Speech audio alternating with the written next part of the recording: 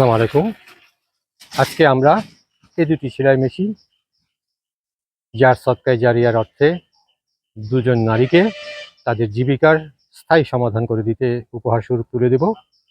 তিনি হচ্ছেন আমাদের ফরিদপুরেরই ঐতিহাসিক পরিবারের এক রত্নগর্ভা পরিবারের সন্তান। তিনি গণপ্রজাতন্ত্রী বাংলাদেশ সরকারের যুগ্ম সচিব পদে দায়িত্বে নিয়োজিত থেকেও নিজ উদ্যোগে সমাজের অবহেলিত দুস্থ অসহায় মানুষের সকল প্রকার অসঙ্গতি পূরণে প্রতিনিয়তই অপরিসীম অবদান রেখে চলেছেন। যিনি দেশের যে কোনো দুর্যোগ, যে কোনো বিপর্যয়ে এগিয়ে এসেছেন হৃদয়ের ঔদার্য নিয়ে, মানবিকতার হাত বাড়িয়ে। আজ তারই সন্তান উচ্চতর শিক্ষার্থে প্রবাসে যিনি আছেন, সেই কন্যা ইতিপূর্বেও মানুষের জীবিকার স্থায়ী সমাধান করে দিতে সদকায়ে জারিয়া প্রদান করেছিলেন।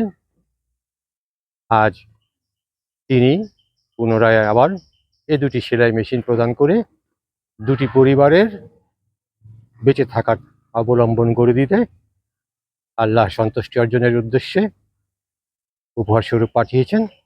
আমরা আজকে তার এই উপহার সামগ্রী সেলাই প্রশিক্ষণপ্রাপ্ত দুজন নারীকে উপহার স্বরূপ তুলে দেব, যে দুজন নারী শুধু দুজন নারী নয়, তার পেছনে রয়েছে বহু সংখ্যক মানুষের জীবিকার তাগিদ। আচ্ছা, আপনারা আসেন, এ পাশে একজন আসেন, এ পাশে একজন আসেন।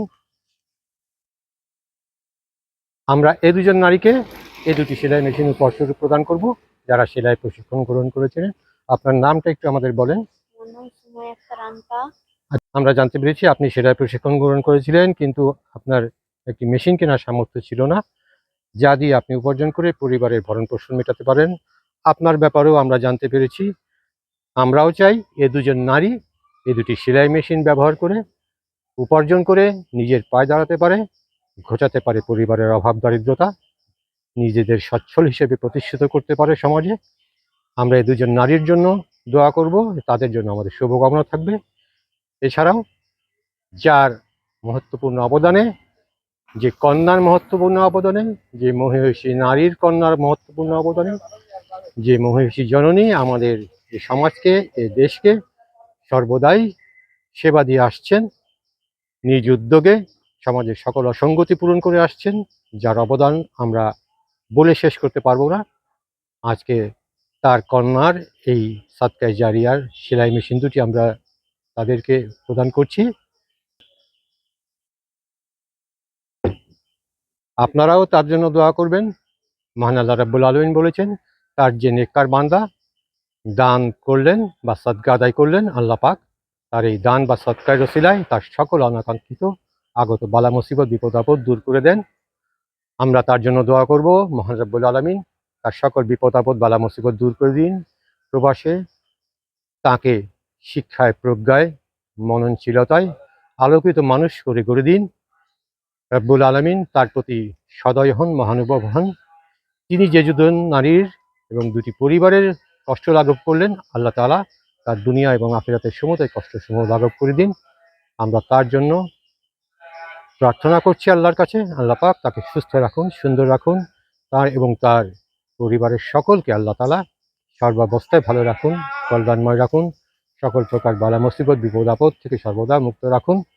মহান রাব্বুল আলামিন তার এই দান এবং সদকার ওসিলায় আল্লাহ তাআলা তার সম্পদে অধিক বারাকা দান করুন, তার সম্পদকে বৃদ্ধি করতে করতে পাহাড় সম করে দিন।